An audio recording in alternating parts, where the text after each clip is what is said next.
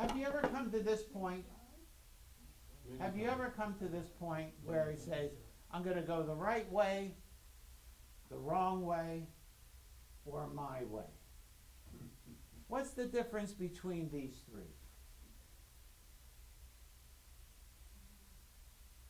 You're not spinning in a circle. You're not spinning in a circle. My way and wrong way are always there. My way and wrong way. That's not always true. Sometimes my way can be the right way. I sometimes stumble on that.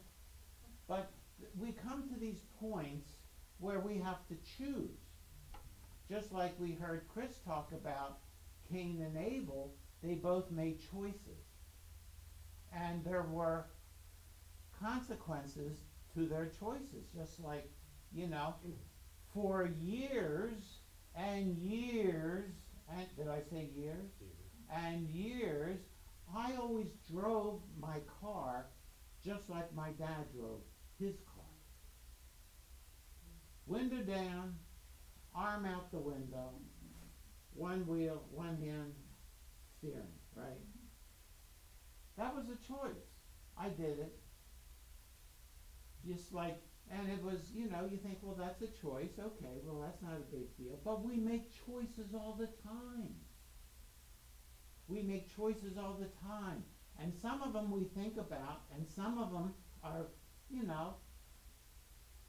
choosing to go and get seaweed. Okay, I talked about that earlier. That's not a choice that, is going to upset the earth.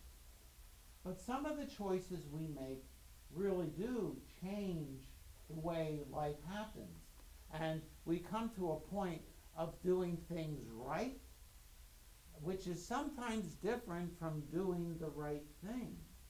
We can do it correctly, but is it the right thing? When I first got my Tesla, I did not. I'm going to tell you a secret, and you promise never to repeat this? You promise? No. I didn't read the instructions. I did not read it. All 238 pages of it, I didn't read. I figured I've been driving for a long time. What could be so different? Well, I'll tell you what's different. Filling it up. When you take your car to the gas station and you do the thing inside, right, to open it up, and then you unscrew the thing, right, and then you grab the hose, right, and you jam it in there and you pay for it and you pick your thing, right, and you say start, right, and you always hold it down. I put the little clicker on it so it holds it so that it does what? Fills it all the way up, right? Isn't that the natural thing to do? So I buy an electric car, and it says, how much should I fill it up with electricity? Well, I've been filling up my gas car to a full tank for my entire life. And so what do I assume? Fill her up. Fill it up, right? Charge it all the way to 100%. Wrong answer. Wrong answer. You don't do that. You charge it to 80%. If you don't, like I did, you'll do damage to the battery. Yeah, you can charge it to 100%, but then you got to use it right away. You see, I made the right choice. I plugged it in, but it wasn't the right thing. I charged it, which is a good thing, but I charged it too much, which was a bad thing. And we make these kinds of choices all through our lives. And it's like in the early days, some of you are not old enough to remember the space program where they were going to put a man on the moon. Everybody knew there were only two ways to put a man on the moon. First one was build a rocket and just shoot it straight there. That was it. But that rocket was going to have to be so big. The other one was, well, what we'll do is we'll shoot up a couple rockets into the Earth orbit and we'll have them connect. Everybody knew that was the only two ways. But then they thought, well, is there another way? And here's an example of another way. Actually, there were other ideas. So we started thinking, what can we do right now? And then it hit us. The moon! You rendezvous on the surface of the moon. The problem isn't getting a man to the moon. That's easy. It's not easy. Relatively easy. Pretty easy. The problem is getting him back. So we say, you send up some ships to the moon with all the extra fuel and supplies you need to get back. That way, when the astronauts arrive, everything they need to get home is already there. We put a man on the moon as soon as possible. Just get him there. We can keep sending him supply ships. Until we figure a way to get him back. Well, that's...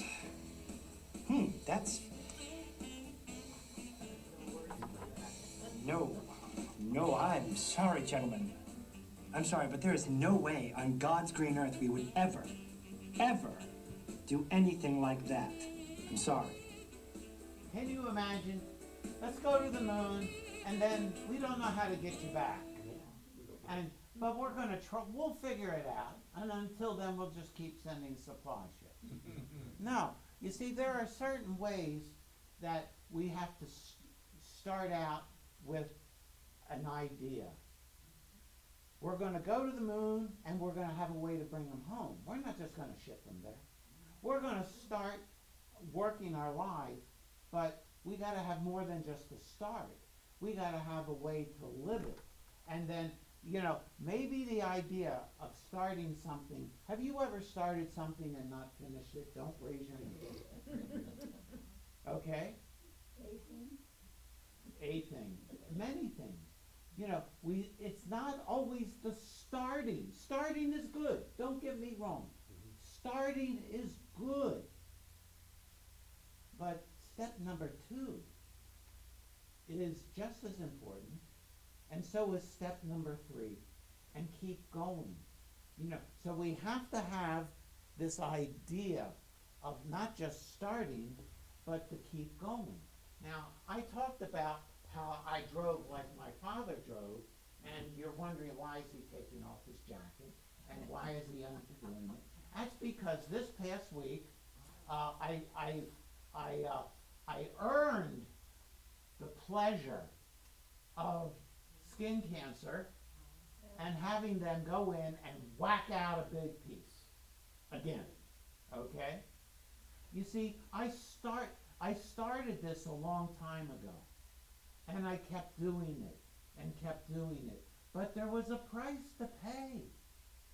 There was a price to pay. I didn't know it when I started driving when I was 16. I just hung it out there. But maybe there's a way that we need to start, but then to continue in the right way. And that's where we're going to find Joseph. Remember, Joseph he was, I love this expression I've come up to describe him. He was a snot-nosed teenager, right? And he told everybody else he was smarter and better than everybody else. And they threw him in a pit, got hurt. They then sold him into slavery. Remember, you know the story, maybe. And then he gets sold as a slave to Potiphar. His wife accuses him of rape. He gets thrown in prison. He's there unjustly. Eventually gets out. He's now the prime minister of Egypt. And, after having a past like that, I don't know what your past is like, but if you went through that, that's going to have an effect on you, isn't it? And how you then work that out in your daily life, the choices you make, the starts you make to every day. Are you going to continue to look back? And so he is now in charge of all the food, and he starts the process. Remember, there was this famine, and before the famine, there were 7 years of good harvest. And what did he do during the 7 years of abundance? What did he do? He started and collected the food. Now, it's one thing to go out day one, I'm gonna start collecting the food. But then to do it for day two, day three, day 20, year one, year two, year three. He was faithful. He kept it up. He stayed at the task, and for all those 7 years of abundance, he didn't just collect it. What did he do with it? It says he stored it up. What do you do? How do you store things up? Big sink barn, I'm sorry? Save You save them? big barn. Big barns? You got a plan for that, right? I mean, it's one thing when I make leftovers, okay? I like leftovers, and so there's room in the, I always, before I cook, I say, is there room in the refrigerator? Or do I have a science fair project? Do you have science fair projects in your refrigerator? You know, those little containers that start growing stuff? So, you know, you gotta get those all out, and you've got to have a place to put it. So he had to plan, they had to build, they had to invest in infrastructure, and he didn't just bring it all into one place, but he put the food in the different cities. So he put it all in the different cities. This meant organization, didn't it? He had to plan, they had to invest. And how much food did he cover? Did they store up? Huge quantities. I don't know if you've ever used a spreadsheet, but this was a number so big on your calculator you get an error. That's how much food he had to save. Now, that meant he had to have lots of barns, right? Lots of places. And how did that happen? Did they just snap their fingers and say, oh, there's a barn? What did they have to do? Build one. Have to build one. You had to plan. You had to invest. That had to be paid for. This had to be all paid for up front. You know, it's like when they build a road. They gotta pay for it before, you know, as it's going along. You don't buy a house and they say, well, we'll figure out the money later on. When do you do? You figure out the money when? Ahead of time. That had to be paid for. And who paid for all that? Pharaoh. He's the head of the government. He's the priest, high priest. He's the president. He's the head of the economy. Joseph built all this stuff, built the infrastructure, put the people in place to manage it. All of this, and how much money has been, how much of that have they sold? None. So they have to put this is what is sometimes called sunk cost. They have to build all this stuff, they have to spend all this money in anticipation that one day they'll get it back. So they have done all of this building, and now, after 7 years, what happens? The famine. You ever been to a grocery store, you see this? Before it snows. How do you feel? How does it make you feel? Won't happen. Not good. What's going to happen next? You know, when COVID hit, no toilet paper. We all panicked. Oh, no. We all panicked. But no food? But it wasn't just one store. Where was it? Everywhere, the whole region. It wasn't just a little itty bitty famine. It was a huge famine. In California, they just didn't have a little bonfire, did they? Thousands and thousands of homes were destroyed. When hurricanes come up the East Coast and hit, Fort Myers and whatever, all neighborhoods are destroyed. St. Pete, neighborhoods are gone. We're talking the whole region, and it was, what does it mean to waste away? Slowly, day by day. the pigs in the art show, wasting away. But Joseph, remember, he had collected, then people came to him. They said, we want some food. And he said, okay, here it is. And we start bringing it up. Because, Pharaoh had to pay to get this stuff done, right? So now, doesn't Pharaoh deserve to get paid for it? Sure. So he collected money from these people in Egypt and Canaan for all that food. And what did he do with the money? He took it to Pharaoh. He didn't put any of it in his own pocket. He didn't do what my uncle did, which was skim money off of the mob.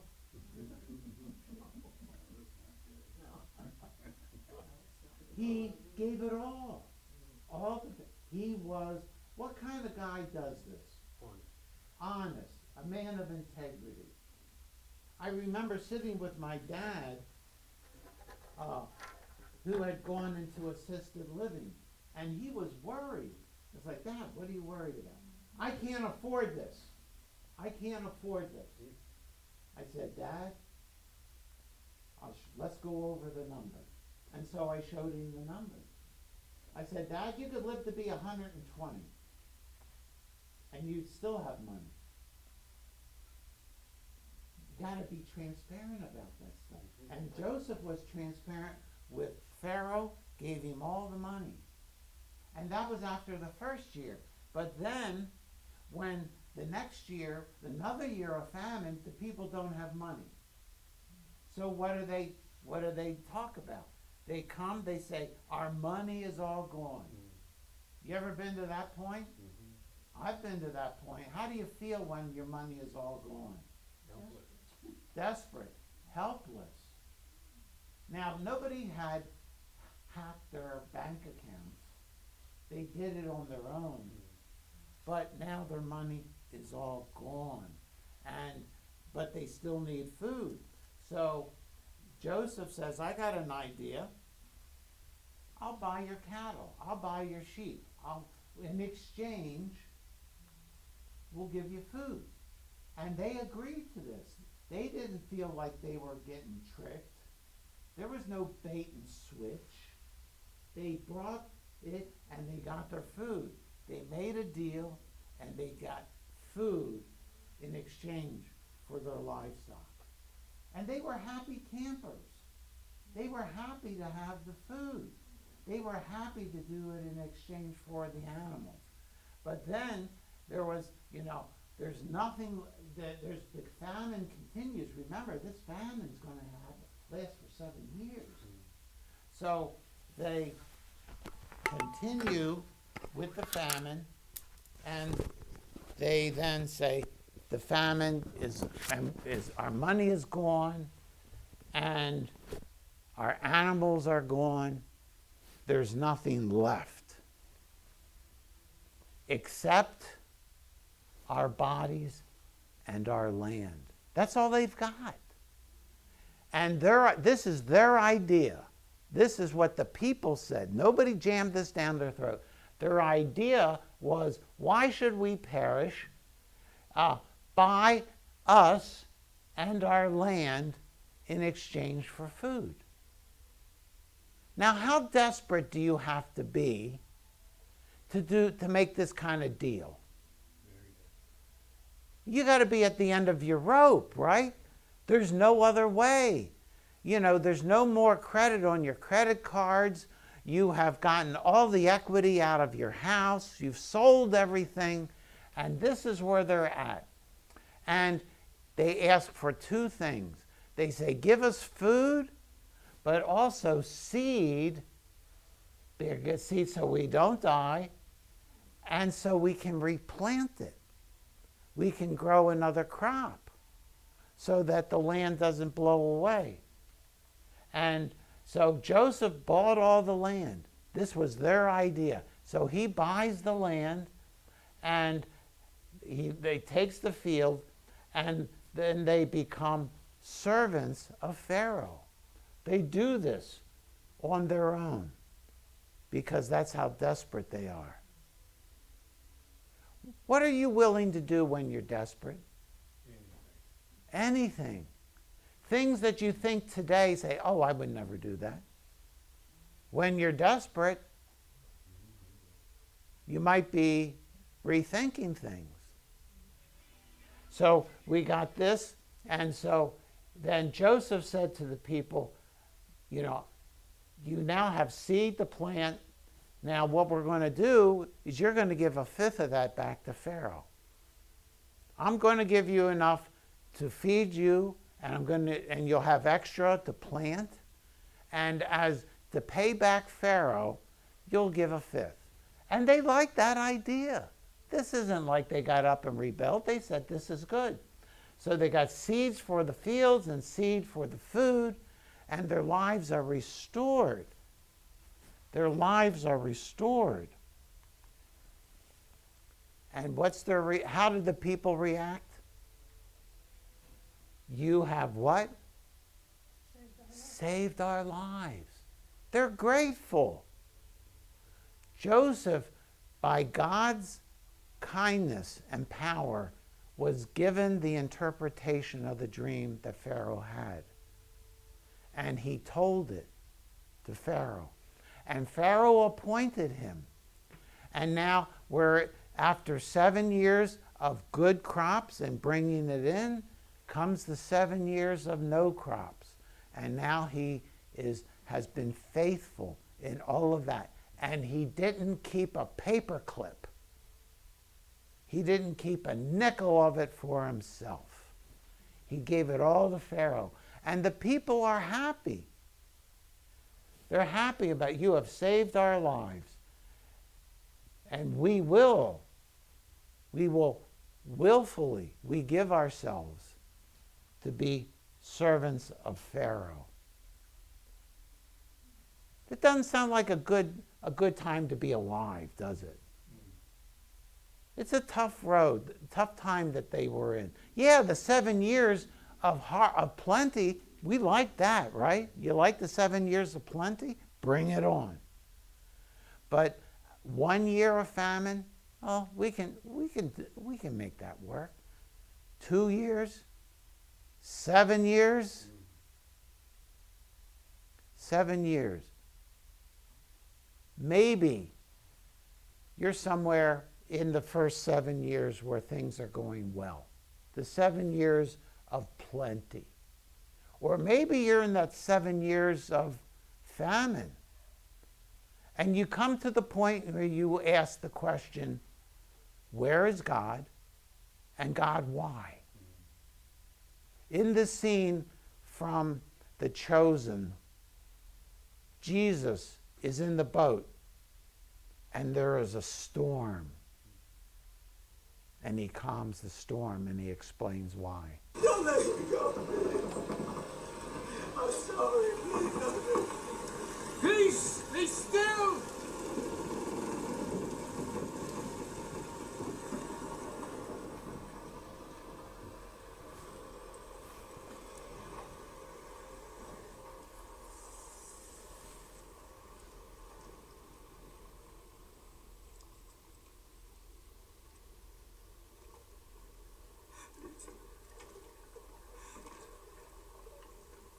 Don't let me go. I'm here. I'm always here. I let people go hungry, but I feed them. You see, God is in control of even when we go hungry. And he will provide. It may not be everything we wanted or dreamt about, but God says, I'm right there. God says, I came so I could be right next to you, so that when the storm of life hits, I will be there with you. It may not be comfortable. You know, Peter's there. He's getting pelted by the rain. He's getting blown by the wind. What happens when you're wet and the wind comes up? How do you feel?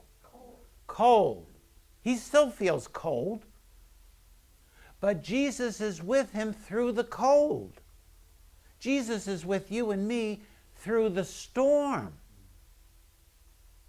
That is if we say, Jesus, I need you. Jesus is a gentleman. Jesus will never open a door that he's not invited into. He says, I stand at the door and what? Knock. He doesn't say, I stand at the door and I'm going to kick it in. No, he says, I stand at the door and knock. And when you open it up, I'll come in. I'll come in. You see, people make choices. We do these, we have the chance to start. We have a chance to start again. It's like this quote from Jeanette Rankin. You take people as far as they will go, not as far as you would like them to go. Or as somebody who taught me so much about life said, you can lead a horse to water, but you can't make him drink. You ever hear of that one? Mm-hmm. But there's a third line. You can feed them salt. You can feed them salt. And that feeding of salt to people is how we live. Is our lives attractive to people to say, what is up with you? I know you're going through this storm, but you seem like you're okay. How are you doing this? It's by Jesus being with us and walking with us that we can say, you know, I'm okay. I'm better than okay, because I know even though you're cutting on my arm and pulling that piece of skin out, one day I'll be made whole again. Or I don't know what it is in your life, but we have the privilege of telling people in the way we act and in our words about how that works. You see, there's a song that goes, I've had many, see if you can identify with this. I've had many tears and sorrows. I've had questions for tomorrow. There have been times I didn't know right from wrong. But in every situation, God gave me blessed consolation that my trials come to only make me strong. I've been to lots of places. I've seen lots of faces. But there were times that I felt so all alone. But in my lonely hours, yes, those precious lonely hours, Jesus let me know that I was his own. I thank God for the mountains, and I thank him for the valleys. I thank him for the storms he brought me through. And here is the key. If I never had a problem, I'd never know he could solve them. I'd never know what faith in God could do. It's through it all. It's through it all. I've learned to trust in Jesus. I've learned to trust in God. Through it all, I've learned to depend on his word. Andre Crouch wrote these precious words, and they are oh so true. If I never had a problem, I'd never know God could solve it. If our lives were nothing but, rose petals and parades and full bank accounts and everything else that goes along with what we think is success in this life, we'd only get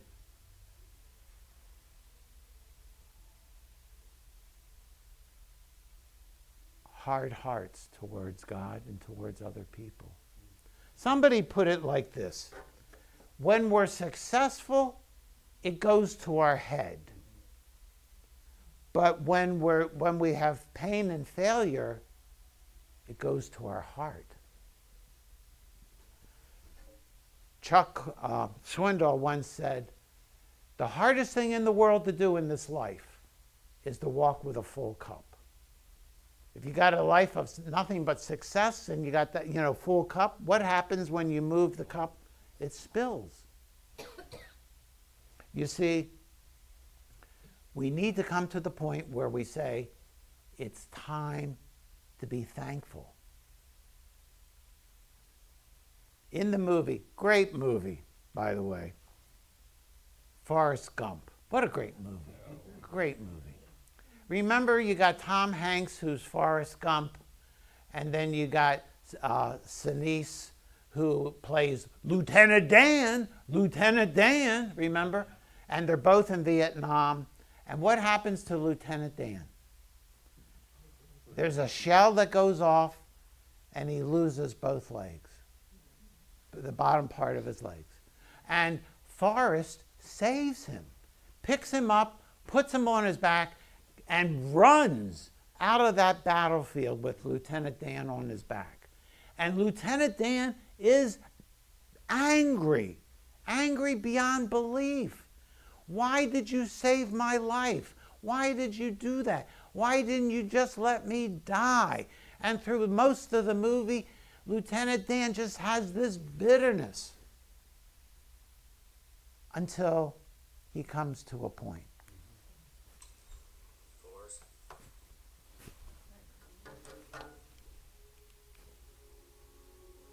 I never thanked you for saving my life.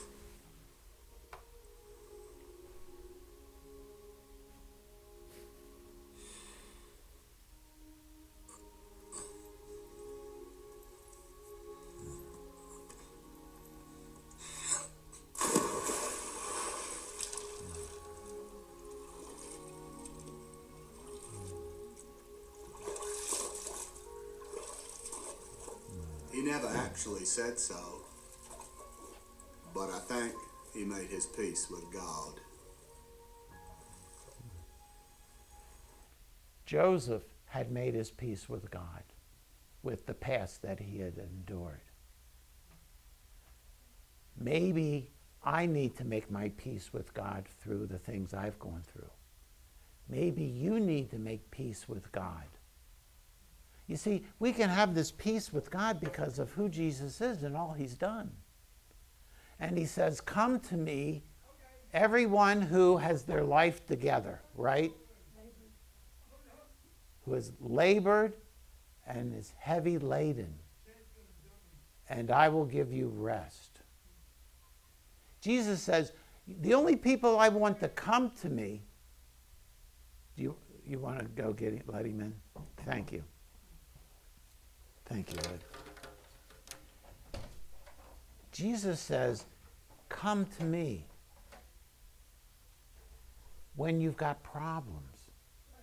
Jesus says, come to me when you're out of options. Jesus says, come to me when you need help. Thank you, Ed. Sorry, guys.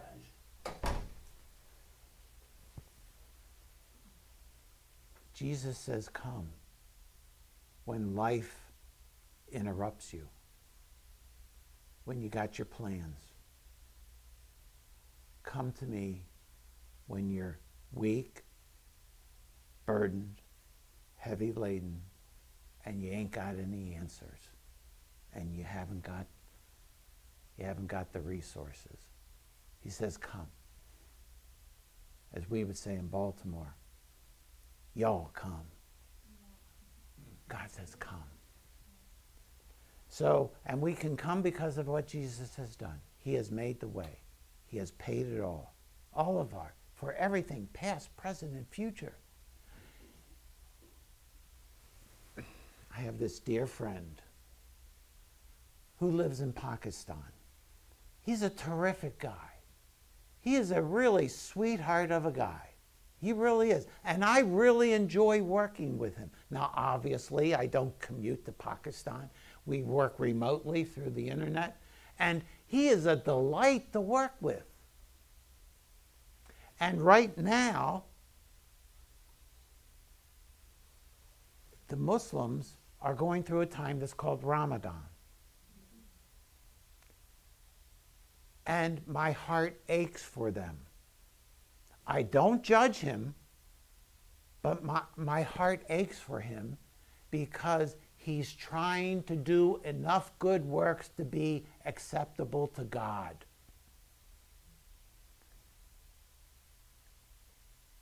and you can't get there from here.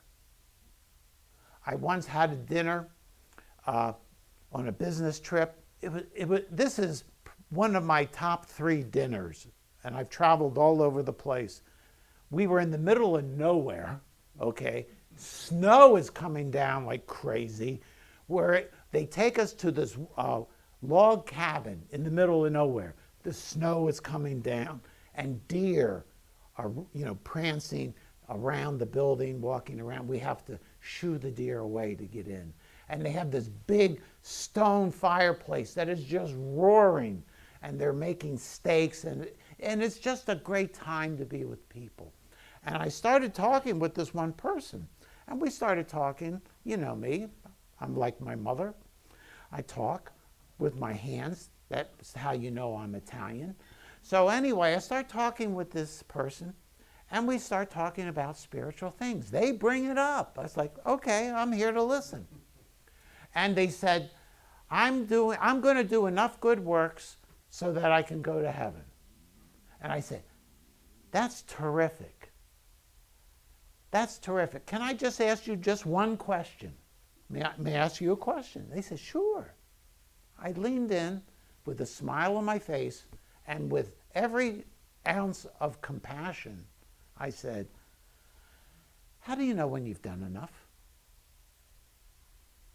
And they stepped back and they said, what do you mean? I was like, okay, I'm listening, and I want to understand. I really do. You said, I'm going to do enough good works to get to heaven. Okay. How do you know when you've done enough? And the answer is, you never know. You never know. And that's the problem. Do you think God wants us not to know where we're going to spend eternity? Don't you think that's an important enough question that we should know it and be certain about it? Yeah. That's why in John, 1 John, he says that we can not feel it, not sort of think about it, but that we can know it with absolute certainty. Christianity is the only faith that gives assurance, total assurance, that at the end of this life, we can be reunited with the God who loves us, with the God who made us so that when we are with him, we're living the best life possible.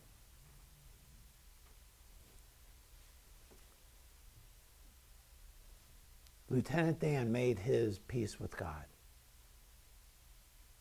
I'm imploring you, make your peace with God through Jesus and what he has done. Would you pray with me? Our Father and our God, I thank you that you are the God who wants us so desperately that you left your throne in heaven and came and died and paid the price for us once and for all. But it's hard to let go. It's hard to let go of trying to earn it. We ask your forgiveness for that, that we could just live to receive your kindness and mercy every day, thankfully in response. In Jesus' name, amen. Amen.